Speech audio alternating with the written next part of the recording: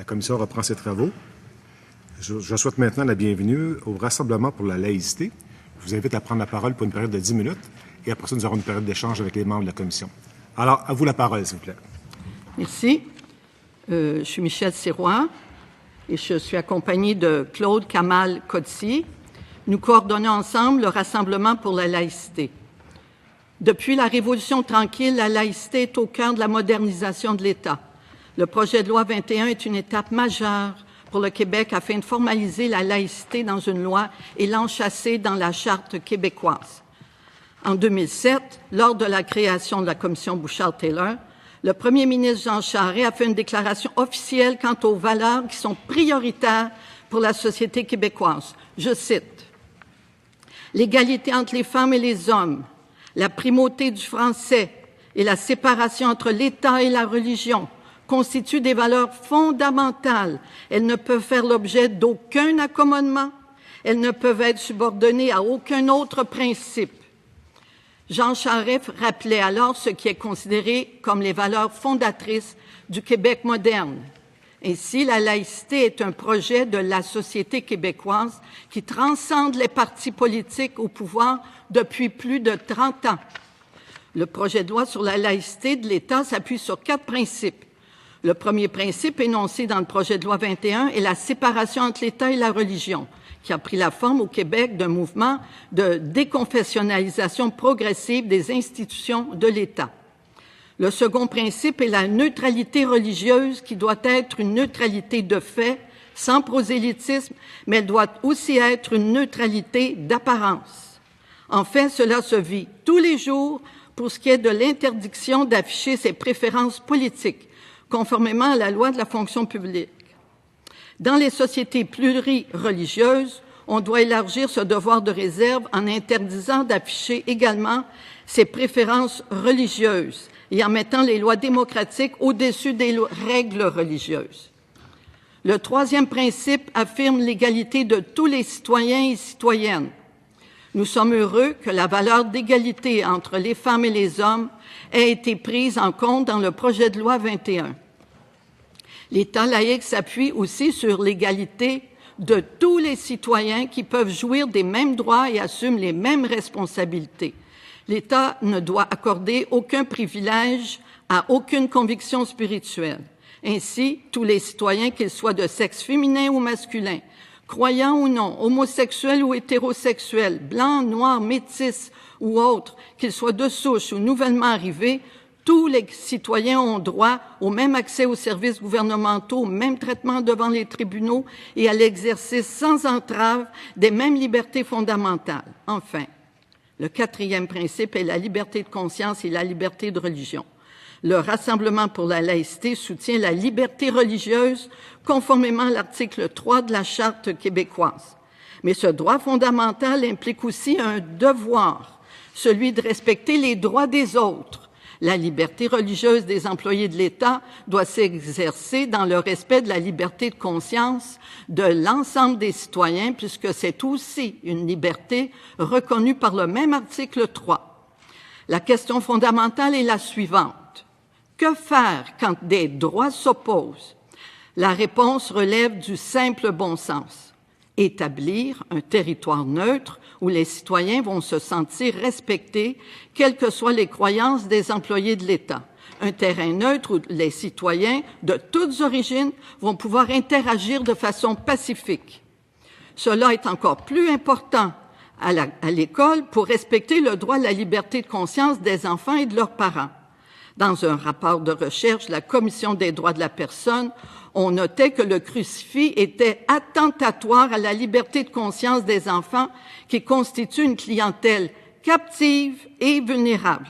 Alors, que dire des signes religieux portés par des professeurs qui exercent une autorité, des profs qui constituent des modèles pour les enfants et avec qui les enfants entretiennent une relation affective? La loi 101, votée en 1977, a contribué à apaiser les conflits linguistiques et nous parlons maintenant avec fierté des enfants de la loi 101. Dans quelques années, ce sera aussi une fierté de parler des enfants de la loi 21, des enfants à qui le Québec aura offert enfin une école laïque, neutre, ouverte à toutes et à tous, sans égard à leur appartenance religieuse. Ce projet de loi affirme que l'État du Québec est laïque. Cette laïcité-là exige que les institutions parlementaires, gouvernementales et judiciaires respectent les énoncés et les principes de la laïcité, notamment la neutralité religieuse de l'État, dans les faits et dans les apparences. Or, la neutralité de l'État n'est pas désincarnée. Elle s'incarne par son personnel, comme l'a reconnu elle-même la Cour suprême du Canada. Et pour que l'État soit neutre et ne favorise aucune religion en fait et en apparence, son personnel doit être neutre, que ce soit dans ses décisions ou dans son apparence. De là, la logique de l'interdiction d'affichage de signes religieux aux employés de l'État qui sont au service de l'ensemble des citoyens. C'est d'ailleurs la même logique que celle du devoir de réserve et de neutralité qui est exigée de tous les fonctionnaires de l'État pour ce qui est de leurs opinions politiques qu'ils ne peuvent pas afficher pendant leurs heures de travail. Le Rassemblement pour la laïcité salue aussi l'intention du gouvernement d'inclure le principe de la laïcité dans la Charte québécoise des droits et libertés, de recourir à la clause dérogatoire et d'exprimer ainsi sa détermination à proposer un modèle de gestion du rapport du religieux avec l'État qui soit propre au Québec, à son histoire et à son évolution. Lorsqu'il est question d'établir des équilibres entre les droits individuels et les droits collectifs, dans une société en constante évolution, le rôle du législateur devrait primer et le politique devrait avoir préséance sur le judiciaire. D'autre part, on ne saurait trop insister sur le fait que cette interdiction porte seulement sur l'affichage de signes religieux pendant les heures de travail d'un sous-ensemble des employés de l'État. Le gouvernement a en effet choisi d'imposer cette obligation de neutralité d'affichage seulement aux personnes en situation d'autorité coercitive et aux directions et enseignants des écoles du primaire et du secondaire du réseau public. Nous comprenons que le gouvernement du Québec a choisi la voie du compromis en décidant d'avancer sur la voie de la laïcité et en limitant l'interdiction d'affichage à ces catégories d'emplois. L'inclusion des enseignants reconnaît que l'école publique est le lieu de l'éducation laïque. Dans cette logique, nos enfants, qui sont à l'âge vulnérable de la construction de leurs croyances, de leur jugement, de leur identité et de leurs convictions, n'ont pas à être exposés à des signes religieux portés en permanence par leurs enseignants, qui sont aussi des modèles et des figures d'autorité. Il y va de la liberté de conscience des enfants. Le Rassemblement pour la laïcité recommande que cette obligation de neutralité soit étendue à tout le personnel de l'école, des services de garde aux services spécialisés, et ce, dans un souci de cohérence. Aussi, et compte tenu de la volonté du gouvernement d'autoriser certains enseignants à afficher leur appartenance religieuse à travers une clause grand-père, le Rassemblement recommande, au nom de la liberté de conscience des élèves et des parents, de prévoir un mécanisme par lequel les parents et leurs enfants pourront recevoir, s'ils le souhaitent, des services qui respectent la neutralité de l'État. Ce projet est modéré, mais constitue quand même une percée importante et un minimum en ce qui a trait à l'idéal de la laïcité de l'État. Nous comprenons cependant le souci du gouvernement d'y aller avec précaution, surtout dans le contexte nord-américain et multiculturaliste, qui comprend mal les intentions de la laïcité et qui lui a toujours préféré l'affichage multiconfessionnel en guise de neutralité. Selon nous, la laïcité est davantage porteuse d'harmonie, de cohésion sociale dans des sociétés multiconfessionnelles qui sont la réalité de nos jours. Alors, en conclusion, nous disons oui au projet de loi 21 sur la laïcité, qui constitue un minimum et qui est largement appuyé par la population. Nous allons appuyer le gouvernement dans sa démarche, même si nous aurions souhaité aller un peu plus loin. Et nous allons insister pour que les améliorations que nous proposons soient prises en compte pour assurer une plus grande cohérence dans l'application de la laïcité de l'État. Parce que la laïcité, c'est un des socles de la démocratie et une condition essentielle de l'harmonie et du mieux vivre ensemble, dans une société de plus en plus diversifiée, pluraliste, multiethnique et multiconfessionnelle. En terminant, je voudrais vous dire qu'en tant qu'immigrant et fils d'immigrants, pour moi, comme pour beaucoup d'autres immigrants, ce projet de loi est perçu comme un véritable cadeau. Merci. Merci beaucoup. Avant d'aller plus loin, j'aurais besoin d'un consentement unanime pour ajouter 5 minutes à la séance d'aujourd'hui. Consentement, merci. Monsieur le ministre, s'il vous plaît. Oui, merci, Monsieur le Président. Madame Sirois, Monsieur Codzi, bonjour. Merci pour votre présentation ici au Salon Bleu sur le projet de loi 21. Vous êtes nos derniers invités à témoigner et je pense qu'on boucle la boucle des consultations avec vous. Alors, merci de votre présence. Tout au long des consultations que nous avons eues, on a beaucoup de gens qui sont venus nous dire « Écoutez, le Québec est déjà laïque. Le Canada est déjà laïque. De facto, c'est comme ça. Ça ne va rien apporter de plus de faire une loi sur la laïcité ou d'inscrire la laïcité dans la Charte des droits et libertés de la personne. Pourquoi, pour vous, c'est pertinent que la laïcité, il y a une loi sur la laïcité et qu'on l'inscrive dans la Charte? D'abord, Monsieur le ministre, vous mentionnez que la laïcité du Canada anglais n'est pas la laïcité du Québec. On a fait un petit passage là-dessus. Nous avons une approche spécifique au Québec et nous n'avions pas défini formellement la laïcité. Une des avancées qu'apporte ce projet de loi, c'est qu'il définit la laïcité, comme l'a mentionné Mme Sirois, avec plusieurs axes, et la neutralité de l'État et et puis l'égalité des hommes et des femmes, etc. Il l'a défini, premièrement. Il l'inscrit comme un élément fondateur en l'inscrivant dans la Charte des droits et libertés. Et à cet égard, elle va devenir une source d'éclairage lorsqu'il est question de quoi que ce soit, lorsqu'il est question aussi d'accommodement. Et nous trouvons que c'est une très heureuse percée. Et c'est l'établissement d'un nouveau droit pour nous, un nouveau droit collectif. Et c'est à cet égard que nous disons que c'est sûr qu'il y a plusieurs intervenants qui parlent de limiter les droits individuels. Mais quand on définit un nouveau droit collectif, il faut lui faire de la place.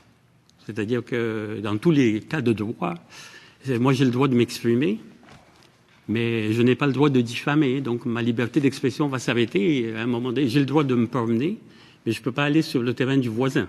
Alors et on crée, en fait, on reconnaît plutôt un nouveau droit qui est le droit à la laïcité de l'État. Et en ce faisant, on limite de façon très chirurgicale les droits de ceux qui sont dans l'exercice de leur fonction pour reconnaître le droit à la laïcité de tous pendant leurs heures de travail.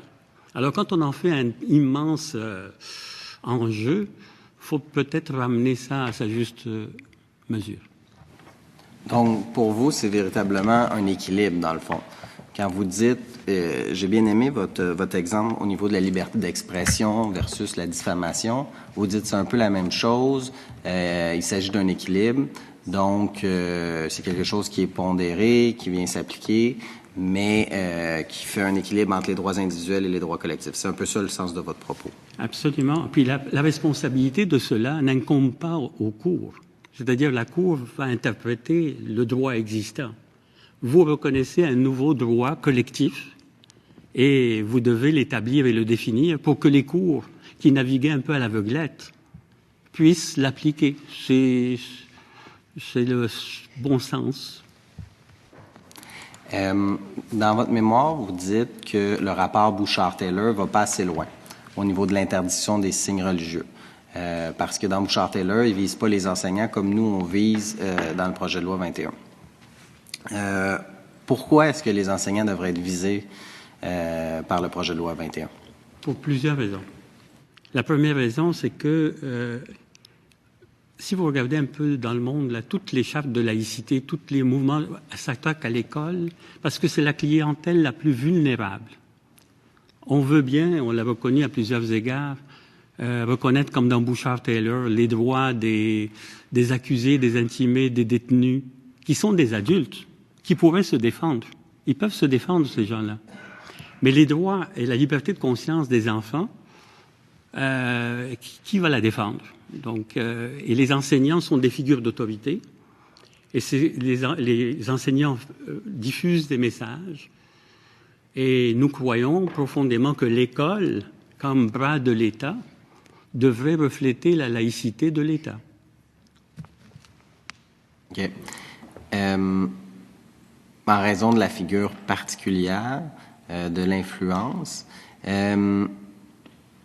pour les enseignants ainsi que pour toutes les autres personnes qui portent des signes religieux et qui sont visées par l'interdiction dans le cadre du projet de loi, on prévoit une clause de maintien en emploi, une clause de droits acquis. Dans le mémoire, vous dites, écoutez, on n'est pas très favorable à la clause de droits acquis. Pourquoi? La première chose, c'est qui a été soulignée par plusieurs intervenants, c'est que ça crée un peu deux catégories difficiles à gérer dans les organisations. Nous comprenons qu'il y a des enjeux d'emploi, là, nous comprenons cela. Mais dans un monde idéal, je ne sais pas comment vous dire ça, quand on a eu la loi sur la cigarette, l'interdiction de la cigarette, est-ce qu'on a maintenu en emploi et on a maintenu les gens qui fumaient déjà depuis de très nombreuses années et pour qui c'était un besoin immense? On les a maintenus en emploi.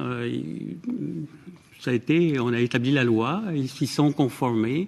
On a laissé, et ce qu'on dit dans notre rapport, c'est on comprend, et on voudrait qu'il y ait idéalement un délai pour lequel tout le monde soit conforme à cet idéal qui constitue la laïcité de l'État. Je reviendrai. Je sais que j'ai des collègues qui veulent poser des questions. S'il reste du temps, je reviendrai, M. le Président. Merci beaucoup. Monsieur le député Nicolas Bécancour, s'il vous plaît. Vous deux, merci pour votre très bon témoignage. Je veux profiter de l'occasion je suis un membre permanent de la commission et ça donne que ma première et seule intervention, je vais la faire avec les derniers invités, mais je veux féliciter le travail de mon collègue ministre de l'Opposition. Je veux vous dire que je suis très, très fier de faire partie d'un Parlement qui est capable de parler de sujets aussi émotifs que ça, dans un très, très grand respect. Donc, je vous exprime ma fierté, chers collègues. Juste une petite question. Vous comprenez que très délibérément, on a mis la clause dérogatoire à l'intérieur du projet de loi. Certains pensent que même si on fait ça, puis nous, on a un objectif d'essayer de clore ce dossier-là qui traîne depuis très longtemps, certains disent que ça ne réglera pas le problème, les tensions sociales, le débat va continuer. Je pense que vous penchez un peu du même avis que nous que la clause dérogatoire était utile. Est-ce que vous pouvez vous exprimer par rapport à ça?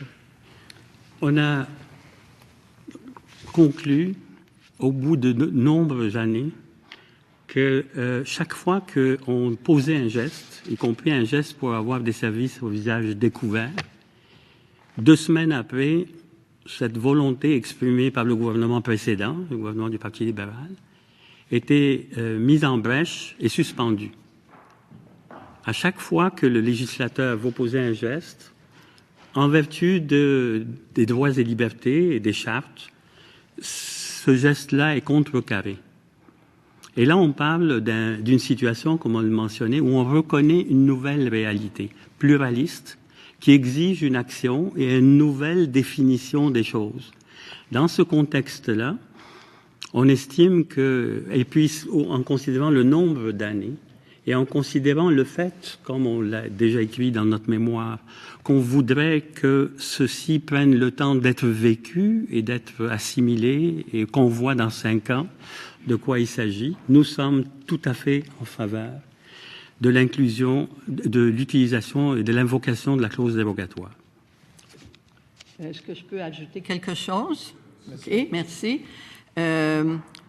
J'ai entendu beaucoup d'auditions et puis il y a eu des débats autour de la clause dérogatoire qui était avec une connotation juridique. Et puis, moi, je suis spécialisée je suis anthropologue et j'ai enseigné plusieurs années la sociologie. Je pense que c'est la dimension sociale qui, en tout cas pour moi, m'intéresse dans cette clause. Comme Claude Kamal l'a mentionné, aussitôt que la loi 62 est arrivée, il y a eu des contestations qui ont gelé l'application. Alors donc, ça nourrit continuellement, ça fait plus de 30 ans on revient toujours sur quelque chose, puis on n'aboutit pas. Et la population, de plus en plus, devient... il y a des gens qui veulent de toutes origines, dans le rassemblement, il y a des gens de toutes origines et qui veulent que ça avance au Québec. Ils veulent pas se retrouver dans la société comme on était dans la société, soit au Québec traditionnellement ou dans leur société. Ils veulent que ça avance et qu'il y ait un respect.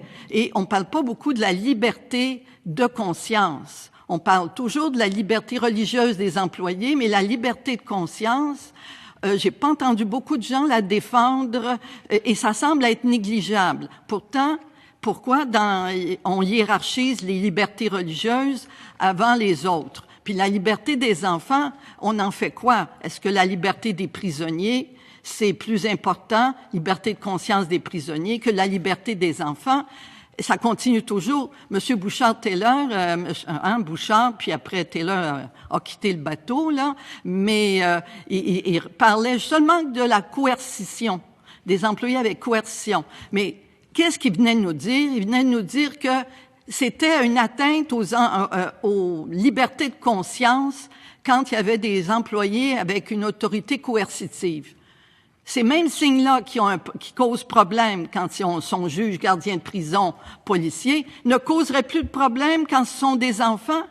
Eh bien, moi, je pense qu'il y a vraiment déconnecté de ce que c'est vraiment un signal. J'ai entendu aussi beaucoup de gens qui parlaient des signes polysémiques. Ça veut dire toutes sortes de choses. Peut-être il y a toutes sortes de personnes qui ont dans leur tête différents sens.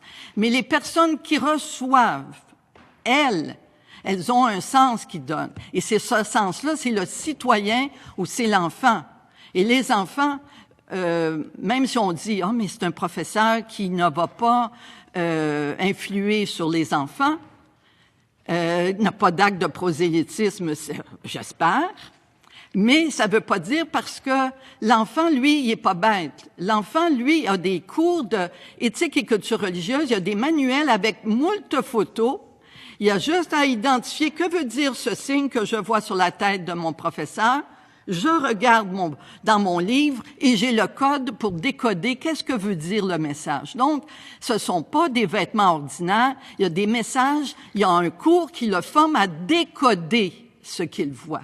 Alors, ce qu'il décode transmet un message que la personne ait dans sa tête toutes sortes de sens. Ça n'a rien à voir. Et quand j'ai entendu des commissions scolaires qui disent « pas applicable », on ne saura pas quel signe, eh bien, je leur recommande de lire les livres, d'ouvrir les livres qui passent à leurs propres élèves et ils vont comprendre qu'effectivement, ils vont être capables de les décoder. C'est un cours de base pour des enfants, ça devrait être un cours de base pour des commissaires scolaires. Merci.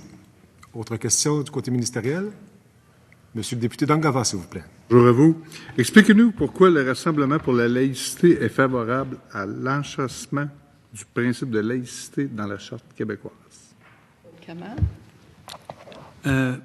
Nous estimons que ce droit-là à la laïcité est un droit important, nouveau, qui est un droit citoyen duquel même pourrait se réclamer tout le monde. Ce n'est pas une loi parmi d'autres. C'est dans une société beaucoup plus pluraliste, multiethnique et multiconfessionnelle, nous affirmons un droit à ce que toutes les personnes qui sont en rapport avec l'État aient un État qui est neutre en fait et en apparence. Et c'est une façon très saine, très harmonieuse, très tournée vers l'avenir d'envisager les rapports dans une société qui est maintenant beaucoup plus fragmentée. C'est ce que nous souhaitons. Nous voyons toutes sortes d'exemples dans le monde où cette laïcité se vit bien. La Turquie, par exemple. ou d'autres pays dans le monde, où le fait d'avoir instauré la laïcité de l'État règle des problèmes de conflits, de tensions interreligieuses dans le rapport qu'on a avec l'État. On interdit. Donc, on trouve que cette chose-là est suffisamment importante et va éclairer d'autres choses pour être inscrite dans la Charte des droits et libertés. Merci beaucoup. Monsieur le ministre, s'il vous plaît. Vous souhaiteriez qu'on étende la portée du projet de loi au centre de la petite enfance. Pourquoi? Monsieur le ministre, nous souhaitons l'étendre à plus qu'au centre de la petite enfance. Nous souhaitons l'étendre à l'ensemble de l'école. Nous souhaitons l'étendre aussi aux écoles privées. Et nous souhaitons l'étendre au centre de la petite enfance. Toujours dans la même logique. La logique, c'est qu'il faut protéger l'enfant.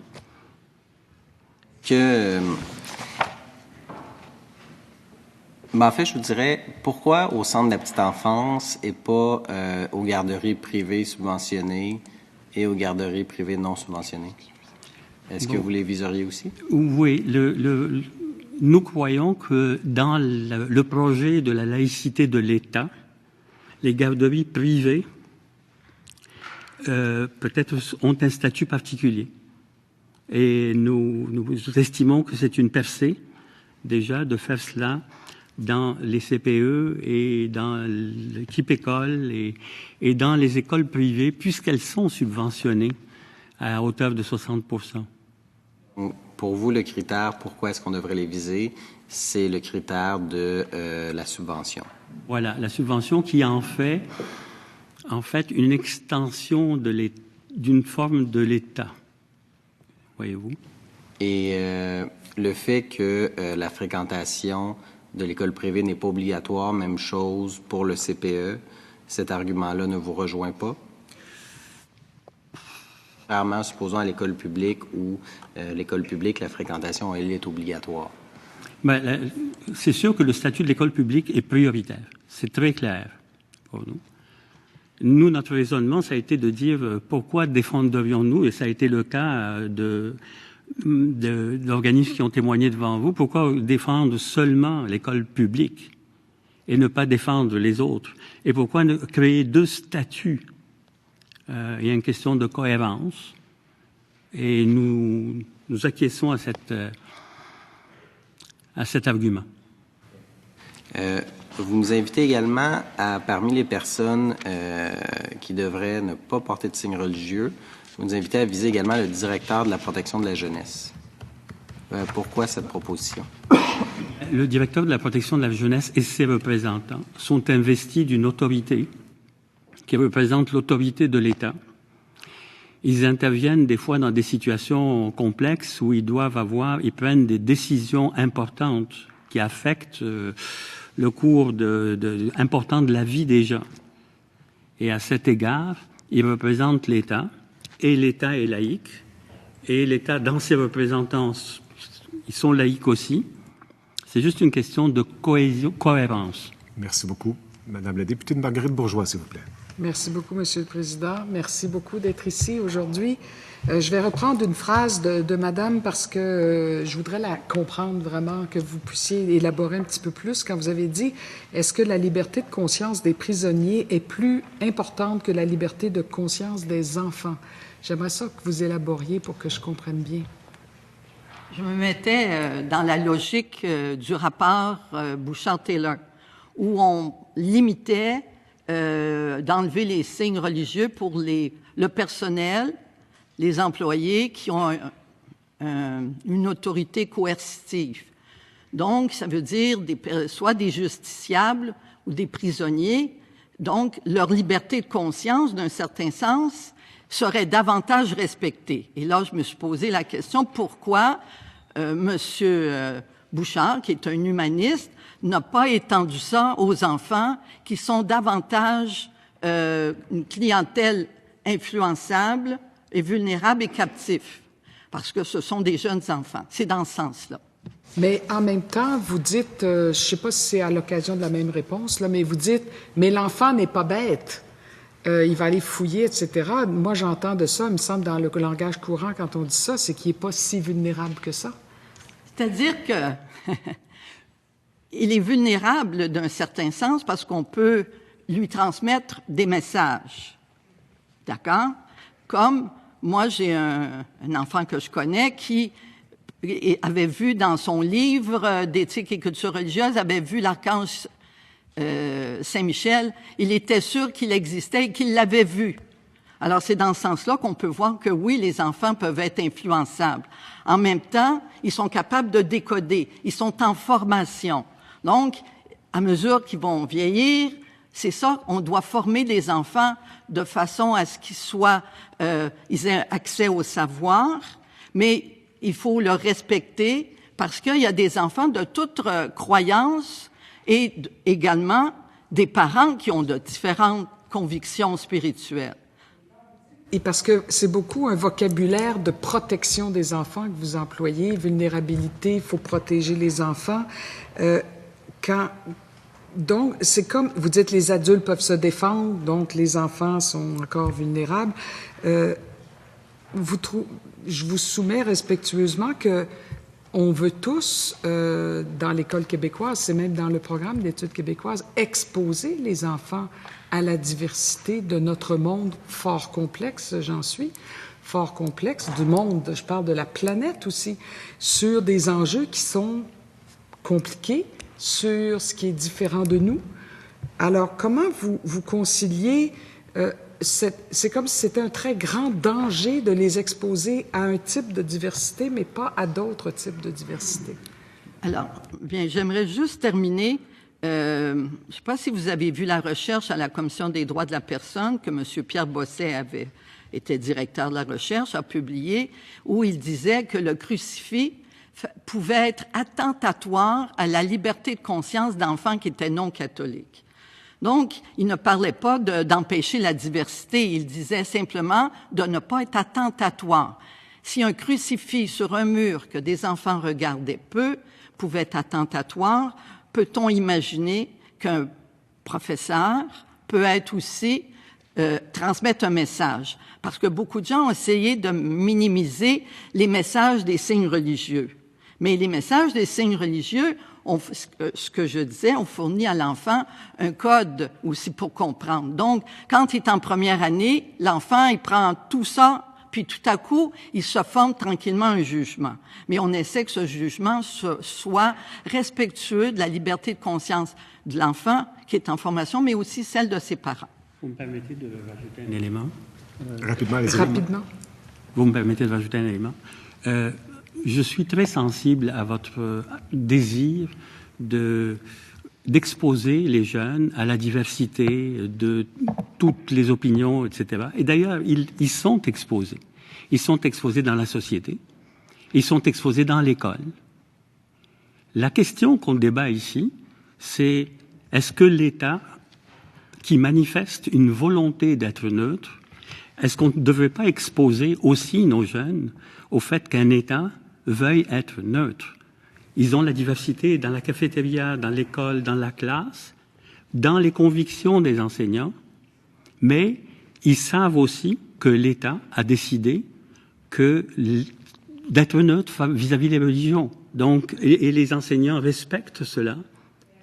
Là, on réfléchit là. À ce titre-là, pourquoi vous incluriez pas dans cette notion de neutralité une homogénéité de plein d'autres droits et libertés qui ont été acquis de chaude lutte, comme d'avoir des professeurs de races différentes, de couleurs de peau différentes, d'orientation sexuelle différente. Celle-là, c'est de la diversité, on en conviendra aussi.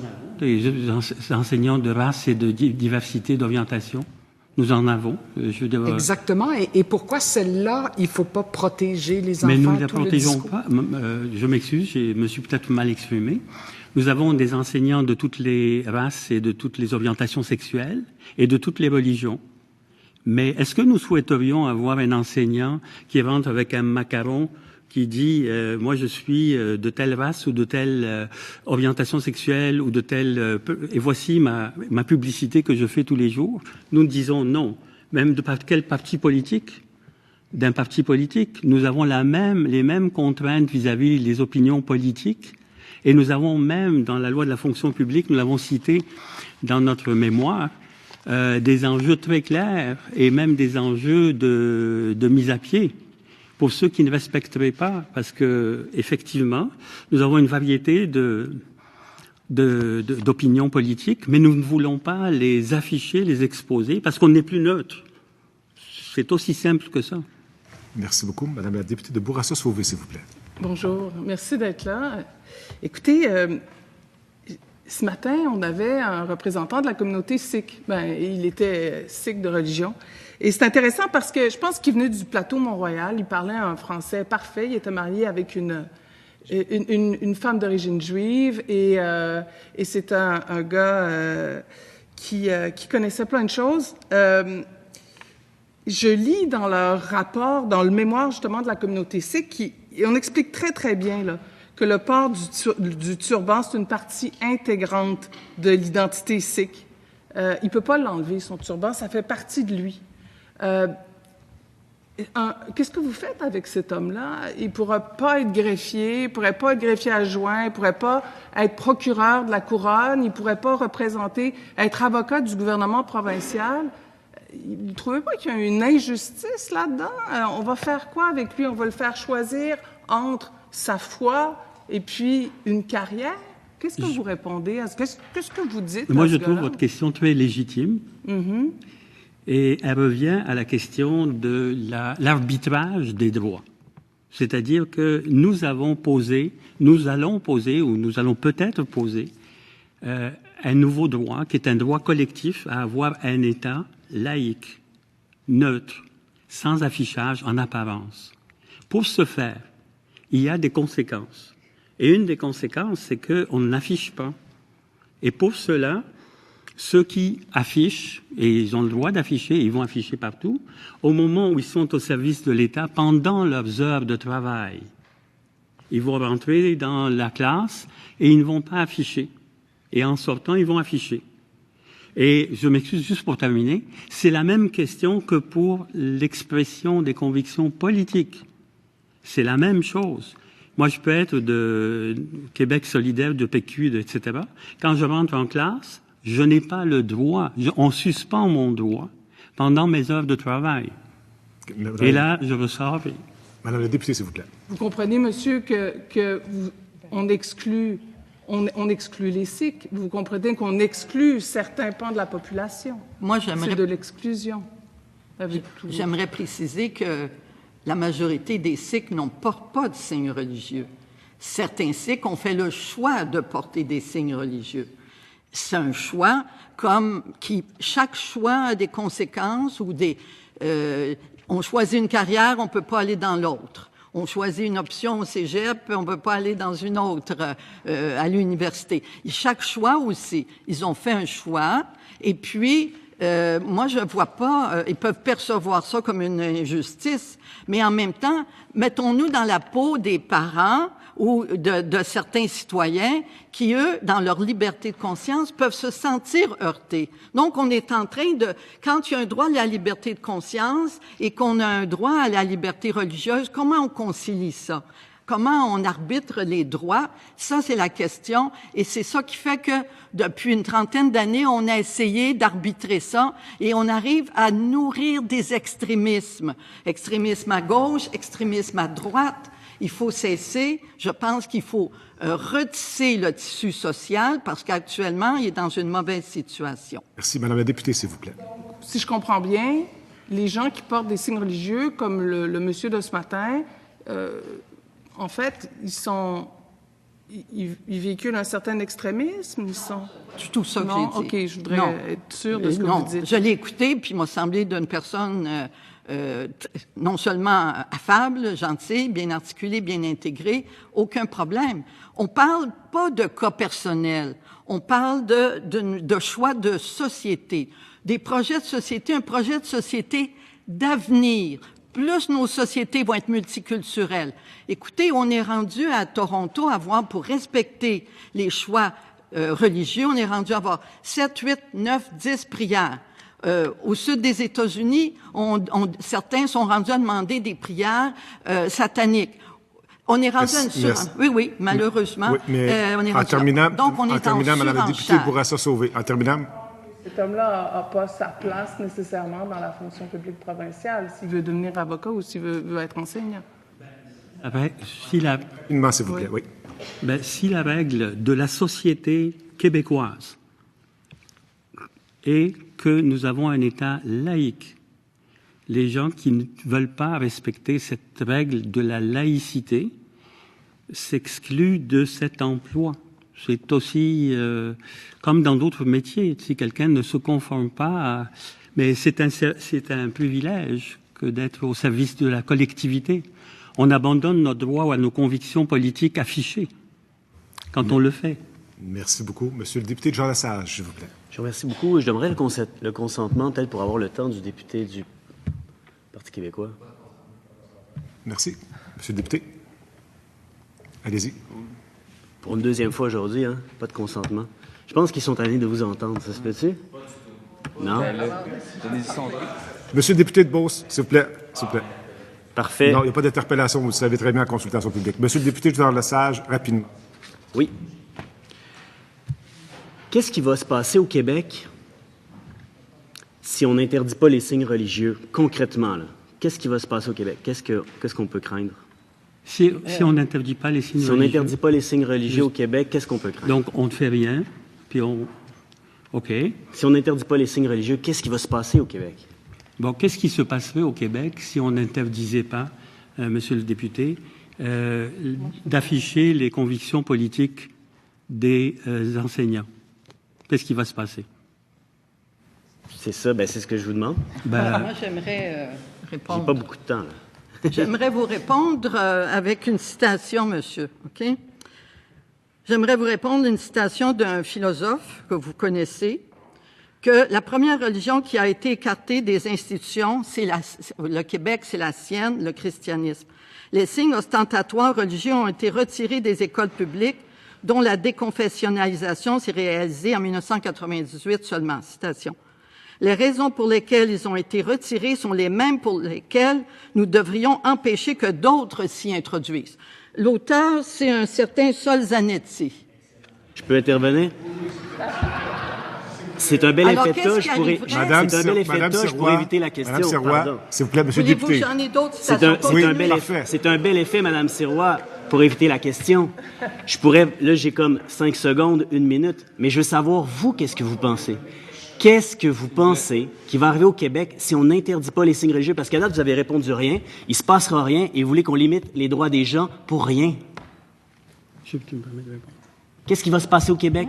Est-ce que votre rassemblement n'a rien à dire là-dessus? Non, nous avons des choses à dire. Allez-y.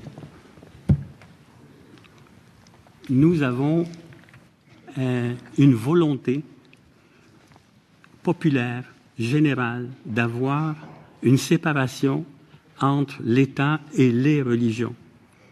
Non, je vais répondre. Si on ne fait rien, on n'aura pas cette séparation. Et on aura l'influence de plus en plus grandissante du religieux dans l'État, dans l'école, dans les institutions. Et ce n'est pas une chose, si vous regardez l'exemple de plein de pays dans le monde, ce n'est pas une chose heureuse. Donc ce que je vous réponds, c'est que si nous ne faisons pas cela, nous allons avoir une beaucoup plus grande, tranquillement, dans l'avenir, avec les années, une plus grande interpénétration du religieux dans l'État, avec les influences et les pressions. Merci beaucoup.